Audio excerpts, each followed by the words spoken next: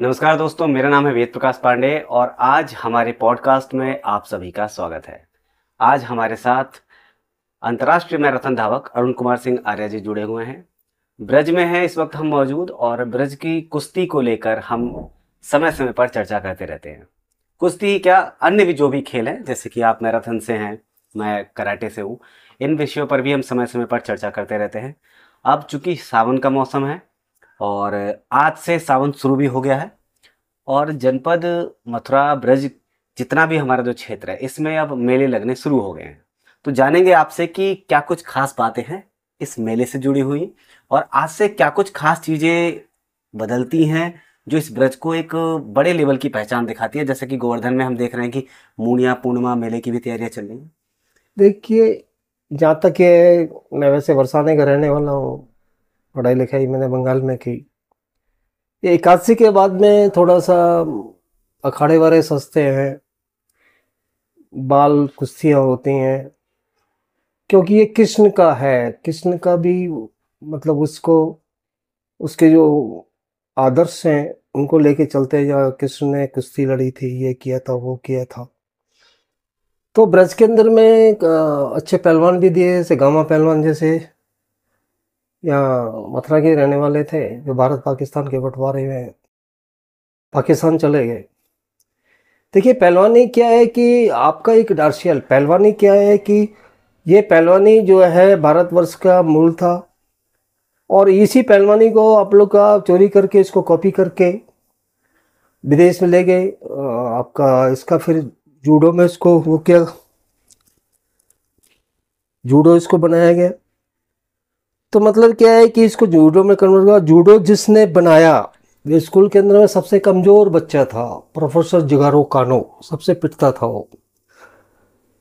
तो मेन चीज़ क्या है कि आदमी क्या, जैसे जैसे युग बदलता गया वैसे वैसे स्टाइल बदलती गई। अभी क्या है, आप मथुरा पूरे शहर के अंदर देख लो, आप जूडो का आपको टीचर नहीं मिलेगा। नहीं, जूडो, ब्रज में जूडो के खिलाड़ी भी हैं, कोच भी हैं, हाँ, लेकिन जैसा कि आपने बताया कि ये ब्रज की ही कला थी जिसको कि बाहर ले गए। ये ब्रज की कला थी, इंडिया की कला थी। ब्रज की नहीं, इंडिया की कला भी थी। अभी जैसे कोल्हापुर में, अभी जैसे कोल्हापुर के खिलाड़ी भी, अभी उधर गर्मी है, इधर थोड़ा सा ठंडा पड़ेगा तो कोल्हापुर के खिलाड़ी अभी इधर आएंगे, महाराष्ट्र हाँ, वाले जैसे खेल कि रहे। ये होता है कि अभी जब तक हमारे यहाँ पर गर्मियाँ थी तो यहाँ के जितने भी पहलवान थे वो सब कोल्हापुर पलायन कर गए थे, हाँ, लेकिन क्योंकि अब सावन के बाद से यहाँ पर दंगल का आयोजन शुरू हो जाता है, तो हाँ, ऐसे में वहाँ के जितने पहलवान हैं वो सभी अब यहाँ आएंगे। इवन वो जो हमारे पहलवान जो वहाँ गए हैं अभ्यास करने, क्योंकि बताते हैं कोल्हापुर का जो पानी है वो बहुत ही ज़्यादा ताकतवर है। जिस तरीके से हमारे यहाँ दूध है कहीं उससे ही मिलता जुलता वहाँ का पानी बताते हैं। आपने सुना भी होगा कोल्हापुर की चप्पलें बहुत बड़ी बड़ी होती हैं, अर्थात कि कोल्हापुर में लोग बड़े हष्ट पुष्ट मिलते हैं। देखिए यही कारण है कि वाटर यहाँ के से बारे लोग में वहाँ जाते मैं हैं। देखिए, वाटर के बारे में मैं आपको चर्चा करके बताऊंगा। जैसा मेरा अनुभव है, इंटायर सर्विस रही, मैं महाराष्ट्र में भी रहा, बंगाल में भी रहा, असम में भी रहा, ऑल ओवर इंडिया मेरी सर्विस रही। एक वाटर होता है, एक लो वाटर होता है, एक हार्ड वाटर होता है। लो वाटर क्या होता है, आपको सेवन सिस्टर स्टेट के अंदर में लो वाटर है। लो ओके। वाटर वो क्या करता है, लेडीज़ को ज़्यादा सूट करता है, वो ज़्यादा बर्थ कंट्रोल, बर्थ रेशियो लड़कियाँ होंगी। जहाँ हार्ड वाटर है, जैसे कोल्हापुर के अंदर में हार्ड वाटर है, ओके। तो हार्ड वाटर के अंदर में, कोल्हापुर के अंदर में आपको, कोल्हापुर के अंदर में हर चीज़ आपको, वहाँ का जिम्नास्टिक का प्लेयर भी कोल्हापुर से आपको मिलेंगे, आपको पहलवान भी कोल्हापुर से निकलेंगे, क्योंकि हार्ड वाटर है, हार्ड वाटर उनको शूट करता है। तो ये वाटर एवरेज की वाली वाली बातें हैं। ये आपको सेवन सिस्टर स्टेट में आप देख लीजिए, वहाँ लड़कियाँ ही लड़कियाँ हैं। नागालैंड, मेघालय, अरुणाचल, त्रिपुरा, गुवाहाटी, असम, ये सेवन सिस्टर स्टेट। और वहाँ पर क्या है कि जैसा देश वैसा भेष, वैसी पूजा। वहाँ पर क्या है, सब औरतों की पूजा है। दुर्गा है, काली है, भस्मासुर है, लक्ष्मी पूजा है, कामाख्या। कामाख्या इत्यादि इत्यादि। तो ऐसा नहीं है कि वो तो क्या है, वो जैसे वहाँ की संस्कृति है, संस्कृति के अनुसार में आदमी चलता है। और जहाँ तक है मेरा कुश्ती के अंदर में, ऐसा नहीं, मैं मल्टीपर्पज़ खेलों की तरफ मैंने ध्यान दिया। नहीं, जैसे कि अभी बाल कुश्ती अब ब्रज में चालू होंगे, तो बाल कुश्ती को लेकर आप कैसे बताएंगे कि मतलब चूंकि अखाड़ों देखिए, पर तो एक छोटे चीज़ बच्चे कम है, मिलते हैं। देखिए अखाड़ा में छोटे बच्चे बोलते हैं, वैसे गार्जियंस का, हालांकि मैं कुश्ती के खिलाफ नहीं हूँ, ना मैं कोचों के खिलाफ हूँ, लेकिन हाँ एक बात जरूर है कि अगर कुश्ती जो पेशेवर, जो आपको बॉडी के अंदर में दंड बैठक लगाने से, वो व्यायाम करने से बच्चे की हाइट पे फर्क पड़ता है। मतलब कहने का मतलब ये है कि बच्चे को एक प्रॉपर ईयर्स जैसे एज हो जाए उसके बाद उसे करना चाहिए, क्या मतलब क्या? नहीं, प्रॉपर एज नहीं, मेन तो वो कोचों पे डिपेंड करता है कि आपको उसको किस ध्यान टाइप रखना की मतलब किस प्रैक्टिस टाइप का, कराते मतलब हैं? स्टेमिना उसको ज़्यादा दे, यानी रनिंग वनिंग कराएं। डेफिनेटली, क्योंकि कई गेम्स ऐसे होते हैं जिनमें यदि हम प्रोसीजर फॉलो करें स्टेप बाय स्टेप, क्योंकि कुछ कोचेस उस स्टेप्स को प्रॉपर फॉलो नहीं करा पाते, जिसकी वजह से बच्चों की हाइट पर जो है फर्क पड़ जाता है। आपका हाँ, क्या बच्चों की हाइट पे ये 100% बच्चों पे हाइट पे फर्क पड़ जाता है। इसलिए क्या है, जो समझदार नहीं, कोच तो होगा। देखा गया है कि जितने भी जो कॉम्बेटिव गेम्स हैं, जैसे कराटे हो गया, हमारा टाइकोंडो हो गया, इनमें भी जो है जो ज्यादातर आप कोचेस देखेंगे उनकी हाइट बहुत कम होती है। नहीं, ज़्यादा कोचेस जो हाइट कम होती है। मेन चीज़ क्या है कि अभी क्या है कि आप टाइकंडो हो गया, कराटे हो गया, इसके अंदर फ्लेक्सिबल एक्सरसाइज है नहीं, हर तो जगह। इसमें खिलाड़ी भी हमने देखे हैं, कई टूर्नामेंट्स में गए वहाँ खिलाड़ी भी मतलब एक 5'2", 5'5", मतलब 6 फीट से नीचे के ही रहते हैं। तो क्या मतलब इसका कोई फर्क पड़ता है इस तरीके के? देखिए, एक चीज़ का फर्क करता है क्या है कि आप एक कोच हैं, कोच के अंदर में देखिए बॉडी आपकी जितनी शॉर्ट होगी तो आप किसी इवेंट में करने में आपको बॉडी को संभालने में आपको दिक्कत नहीं आएगी, एक अच्छे खिलाड़ी आप बन सकते हैं। लेकिन डिजर्व फॉर सर्विसेज के लिए तो वो बच्चा क्या, डेफिनेटली। वो बच्चा क्या, आपकी हाइट आपको 5 फुट के अंदर, आपका आर्मी के अंदर में या किसी भी पैरामिलिट्री फोर्सेस के अंदर में आपको 5 फुट 7.5 इंच हाइट मांगते हैं। उसके बाद में ऐसा नहीं कि वो 5 फुट 2 इंच को नहीं लेंगे। फौज में 5 फुट आपको हरीशचंद्र साहब थे हमारे साथ में, रिक्रूटमेंट बोर्ड के अंदर में उनको भर्ती करके लाया गया था, अभी तो इस दुनिया में नहीं है। वो अच्छे खिलाड़ी थे, तो हरीशचंद्र साहब को नट थे, उनको भर्ती करके लाया गया था, 5 फुट 2 इंच उनकी हाइट थी। और बाद में जब उनको रैंक से भर्ती किया गया था, बाद में फर्स्ट ईयर वो परफॉर्मेंस नहीं दे पाए तो उनको फिर वार्निंग दी गई कि आपको 6 महीना टाइम दिया जाता, नहीं तो आपको रैंक तोड़ दिया जाएगा। तो बाद में उन्होंने मेहनत की, बाद में उन्होंने नाम कमाया। वैसे ही आप मिल्खा सिंह को लीजिए, मिल्खा सिंह वो हाइट में आर्मी में उनको भर्ती नहीं किया गया, वो एक बिस्ती से भर्ती हुए थे, पानी वानी पिलाने का काम करते थे। लास्ट में उन्होंने रिकॉर्ड काम किया, वो अफसर बने। तो ऐसा नहीं है कि आर्मी 5 फुट 2 इंच को नहीं लेगी या 5 फुट के आदमी को नहीं लेगी, लेकिन उसके अंदर कुछ वैरायटी तो हो। भाई हर आदमी का एक बच्चा एक घर के अंदर में, हर घर के अंदर, मेरे घर में, आपके घर के अंदर में आपकी बिटिया है, वो 4-5 साल के मरने के बाद में उसको क्या ख्वाब होता है दिल के अंदर, मेरा आर्मी मैन बनना है। हर बच्चे का आर्मी मैन ख्वाब है, लेकिन आर्मी के लिए डिजर्व तो बनिए आप। नहीं, तो आज के समय में देखा जा रहा है जो गांव में बच्चे अभ्यास करते थे कि कुछ अच्छा करेंगे, फिजिकल अच्छा रखेंगे तो फौज में जाएंगे, लेकिन अब इंटरेस्ट जो है काफ़ी कम होता जा रहा है। रीज़न कि जब से ये अग्निवीर आया है तो देखा गया है कि बच्चे जो है कम भर्तियों में इंटरेस्ट दिखा रहे हैं, फिर वो अलग अलग देखिए, फोर्सेस एक में चीज़ अलग अलग फोर्सेस में नहीं, ये देखो एक चीज़ मेरा क्या लगना, मैं सरकार के खिलाफ नहीं बोल रहा, बच्चे इस बात को समझ नहीं पाए। अग्निवीर का प्रपोजल अगर गहराई से देखा जाए, प्रपोजल अच्छा है, उसमें कोई खराबी नहीं है। भाई वो बोल रहे हैं कि हम 100 आदमी भर्ती कर रहे हैं, 100 में से हम जो अच्छा माल होगा उसको हम रखेंगे, बाकी जो खराब माल है उसको हम स्टेट में कन्वर्ट कर रहे हैं, और बाकी का इतना पैसा हम उनको दे रहे हैं, आपको शेकवर करके भेज रहे हैं, तो खराबी क्या है? डेफिनेटली। आपको बोला 100 भर्ती किए, 100 में हमने क्या किया, 25 छांट लिए, 25 हमारे हैं, बाकी 75 में स्टेट में वापस कर रहे हैं। भाई वो मतलब क्या, उनकी पॉलिसी बिल्कुल सही थी, लेकिन क्या है, अपोजिशन और वो बच्चों ने उस चीज़ को समझ नहीं पाए।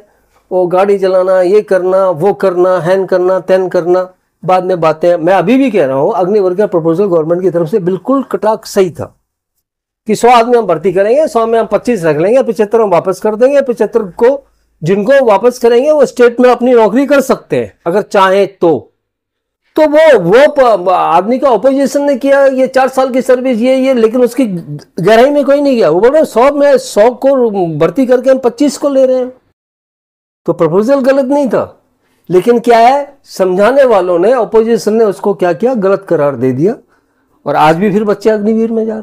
बिल्कुल, डेफिनेटली। जिन्होंने समझा वो जा रहे। भाई एक देखिए, एक चीज है ना, हर आदमी का ख्वाब होता है मैं फौजी बनूं। भाई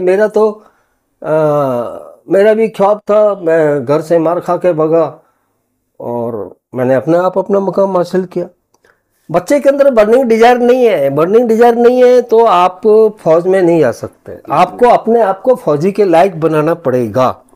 तो अभी जैसे कि अब मैं ब्रज पे चूंकि चर्चा कर रहे थे, हम ब्रज की कुश्तियों पर चर्चा कर रहे थे, सावन का महीना आ रहा है, तो आप किस तरीके से अब अखाड़ों को देखते हैं, क्योंकि अब तो अखाड़े सज जाएंगे, जगह जगह दंगल होंगे, और ब्रज की एक सबसे खास बात ये है कि हर एक गांव के जो मेले हैं वो फिक्स है कि आज इस तारीख को यहाँ मेला होना है, कल वहाँ होना है, तरौली या आपके चौमुहा, जैंत, आज ही, मतलब हर जगह फर, हर जगह जगह पर मेले होते हैं। सबसे ज्यादा ब्रज में मेले होते हैं। देखिए एक चीज मैं बताता हूँ, ब्रज में मेले होते हैं और ब्रज के अंदर में पूजा पाठ है, भगवान कृष्ण की भूमि है।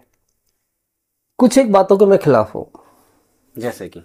जैसे क्या, वो आपकी जो कोचेज है उनके ऊपर डिपेंड करता है। गांव के जो पहलवानी जो कोच हैं, 5,000 का दंगल हो रहा है, 1 लाख की कुश्ती हो रही है, 1.5 लाख की कुश्ती हो रही है, that means on the spot वो बच्चे को आपने खुश कर दिया।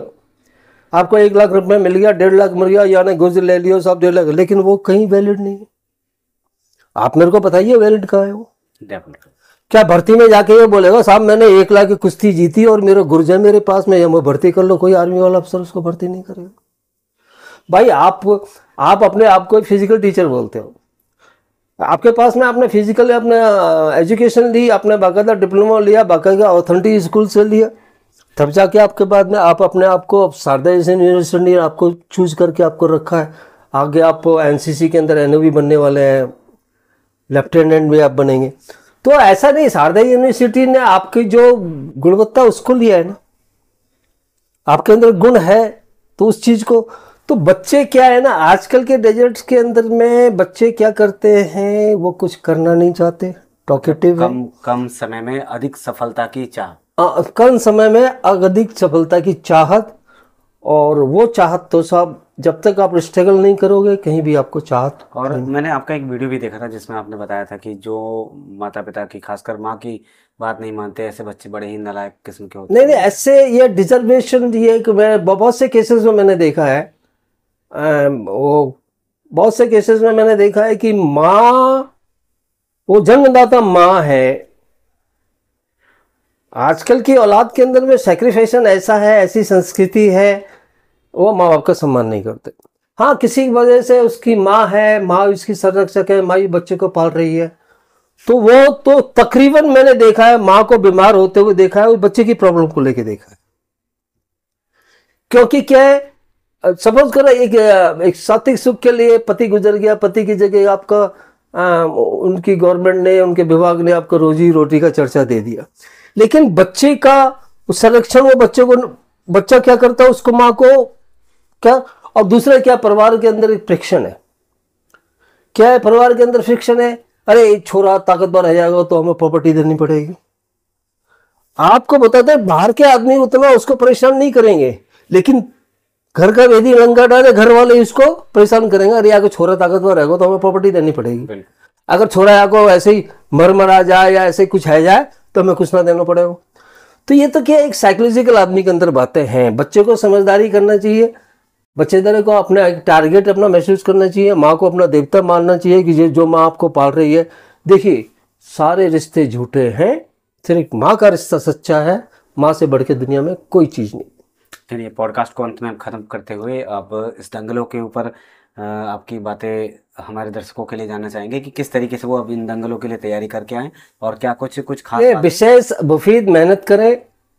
कोचेज इस बात का ध्यान रखें कि बच्चे का लीवर एक्सपेंड ना हो, पहली चीज। दूसरा चीज क्या है, अभ्यास के दौरान वो पानी नहीं पिए, पानी जहर का काम करता है। तीसरी चीज, वो यूरिन नहीं जाए और अपना अभ्यास को बरकरार रखें। लेकिन साथ साथ जो कोचेज है वो भी ध्यान रखें, बच्चे को रनिंग वनिंग ज़्यादा कराएं और दाव पेच के लिए जब अखाड़े में ले जाएं तो उसको सिर्फ दाव पेच तक ही सीमित रखें, जो बच्चे को चोट चाट नहीं लग जाए। लेकिन साथ साथ में बच्चे का वेरिएशन ऑफ हाइट भी कभी ध्यान रखें ताकि उसकी हाइट खराब नहीं हो। जी हाँ, बिल्कुल। अभी शारदा यूनिवर्सिटी आगरा के माध्यम से हमने अखाड़ों पर भी जाकर उनका वेट किया था, उनकी हाइट मेजर की थी, और वो सिर्फ इसीलिए था, वो प्रॉपर एक हमने BMI टेस्ट किया था कि क्या जितने भी ब्रज के पहलवान हैं वो पहलवानी कर रहे हैं तो उसके अकॉर्डिंग उनका फिजिकल है या नहीं। और इसमें हमने 100% सफलता भी प्राप्त की। हम कई अखाड़ों पर गए और आप भी चूंकि साथ में थे तो बड़ा ही अच्छा रहा हमारा ये सफ़र। तो दोस्तों बस इसी के साथ आज के इस पॉडकास्ट को समाप्त करेंगे और सभी को एक बार फिर से मैसेज देना चाहेंगे कि चूंकि दंगल आ रहे हैं तो ऐसे में ऐसा ना हो कि कहीं आप किसी कुश्ती या किसी खेल के दौरान चोटिल हो जाएं, तो अपने आप को सुरक्षित रखें और अच्छे से अभ्यास करें। जैसा कि सर ने बताया है, पानी की कमी बिल्कुल नहीं होनी चाहिए। मेहनत करें, आगे बढ़ें। राधे राधे। जय हिंद, जय भारत।